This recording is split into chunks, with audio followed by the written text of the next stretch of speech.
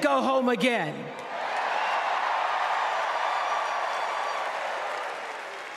After watching the Obamas last night, that was some epic fire, wasn't it? Some epic fire. We're now so fired up, we can't wait to leave here and do something.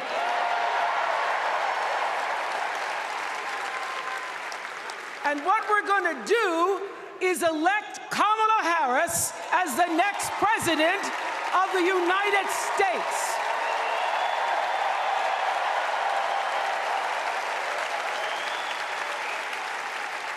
I am so honored to have been asked to speak on tonight's theme about what matters most to me, to you, and all of us Americans: freedom. There are people who want you to see our country as a nation of us against them, people who want to scare you, who want to rule you, people who'd have you believe that books are dangerous and assault rifles are safe, that there's a right way to worship and a wrong way to love, people who seek first to divide and then to conquer. But here's the thing. When we stand together, it is impossible to conquer us.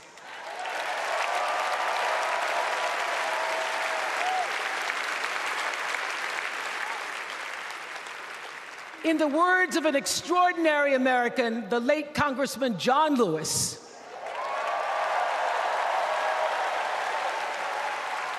he said, no matter what ship our ancestors arrived on, we are all in the same boat now. Congressman Lewis knew very well how far this country has come because he was one of the brilliant Americans who helped to get us where we are. But he also knew that the work is not done. The work will never be done because freedom isn't free. America is an ongoing project. It requires commitment. It requires being open to the hard work and the heart work of democracy. And every now and then, it requires standing up to life's bullies.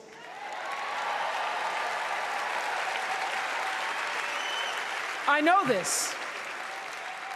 I've lived in Mississippi, in Tennessee, in Wisconsin, Maryland, Indiana, Florida, Hawaii, Colorado, California, and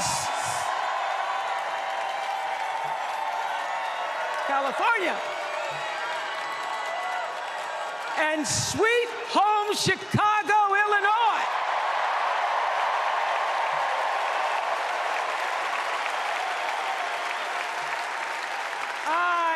Have actually traveled this country from the redwood forests, love those redwoods, to the Gulf Stream waters.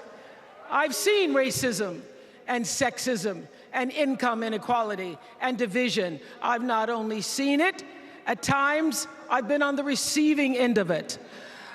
But more often than not, what I've witnessed and experienced are human beings, both conservative and liberal, who may not agree with each other, but who'd still help you in a heartbeat if you were in trouble. These are the people who make me proud to say that I am an American.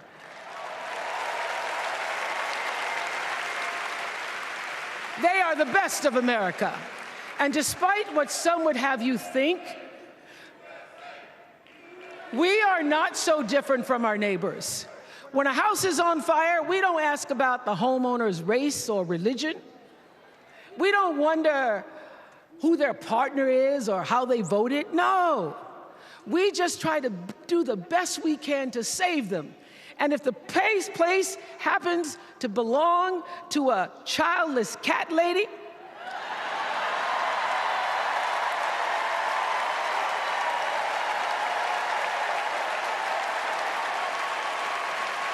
well, we try to get that cat out too.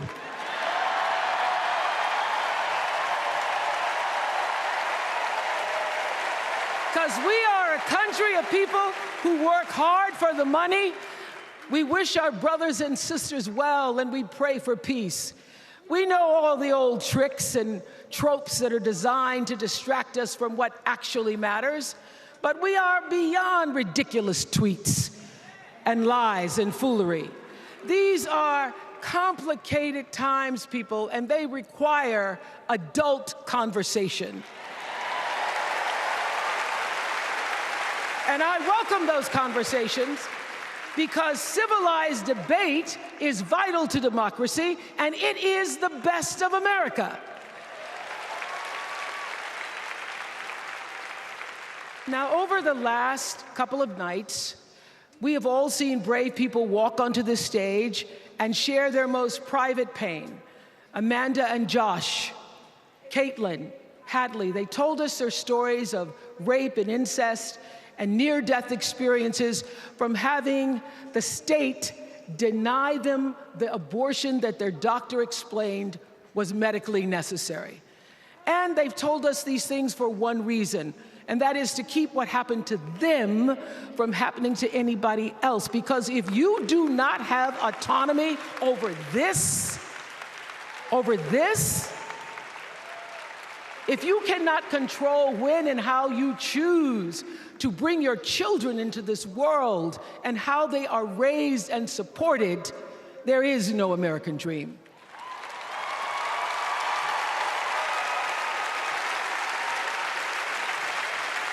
The women and men who are battling to keep us from going back to a time of desperation and shame and stone cold fear, they are the new freedom fighters. And make no mistake, they are the best of America.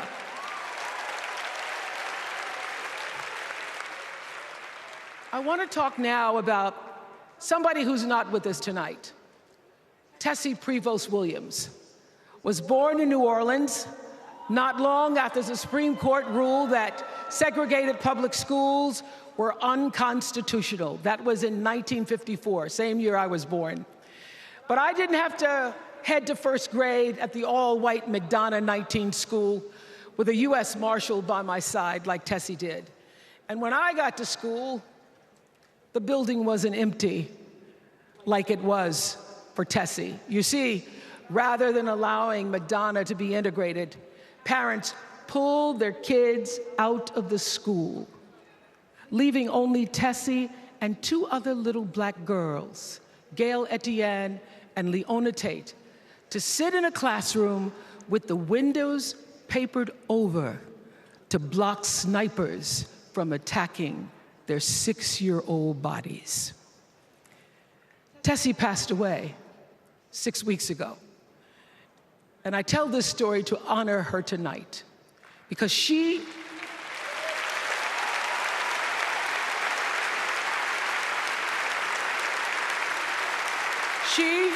like Ruby Bridges and her friends, Leona and Gail, the New Orleans Four they were called.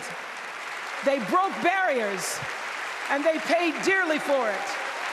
But it was the grace and guts and courage of women like Tessie Prevost Williams that paved the way for another young girl who 9 years later became part of the second class to integrate the public schools in Berkeley, California.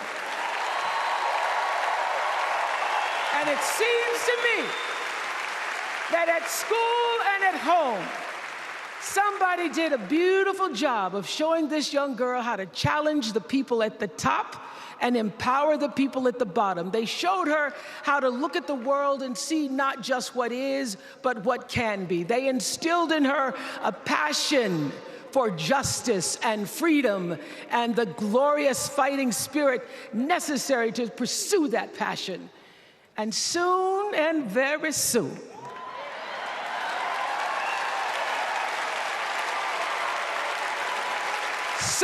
very soon, we're going to be teaching our daughters and sons about how this child of an Indian mother and a Jamaican father, two idealistic, energetic immigrants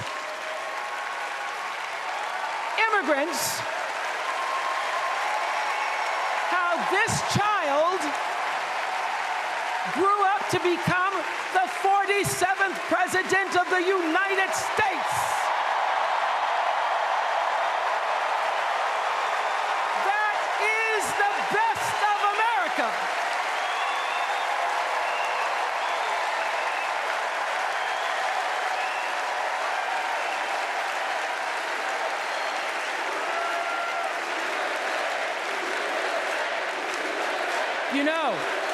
You know, let me tell you this.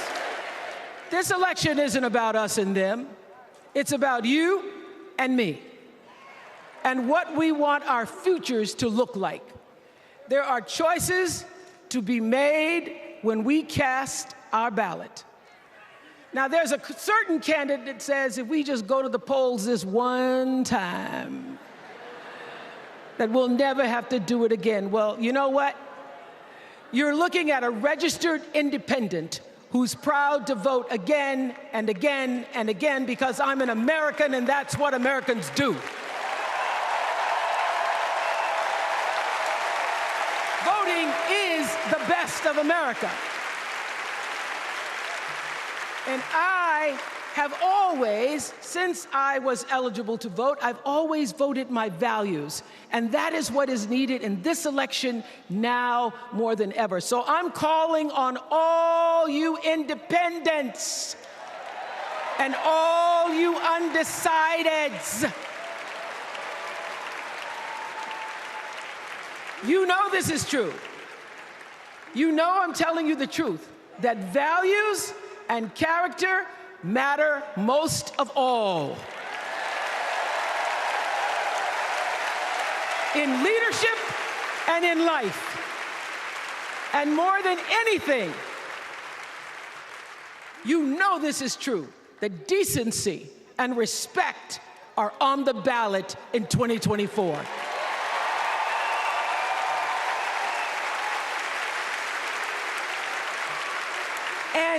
And just plain common sense. Common sense tells you that Kamala Harris and Tim Walz can give us decency and respect. They're the ones that give it to us. So, we are Americans. We are Americans.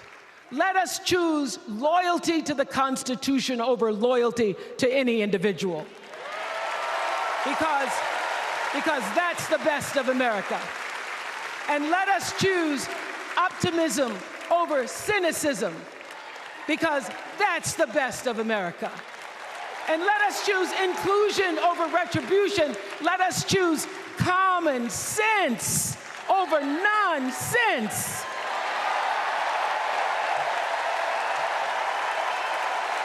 Because that's the best of America. And let us choose the sweet promise of tomorrow over the bitter return to yesterday. We won't go back. We won't be set back, pushed back, bullied back, kicked back. We're not going back.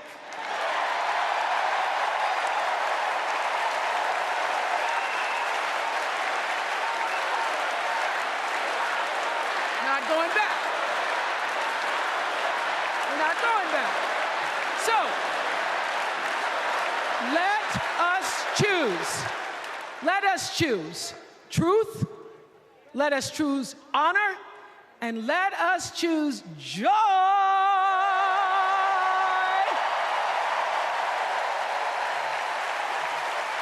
Because that's the best of America.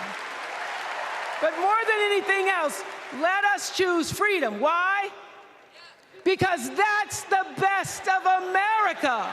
We're all Americans, and together, let's all choose Kamala Harris.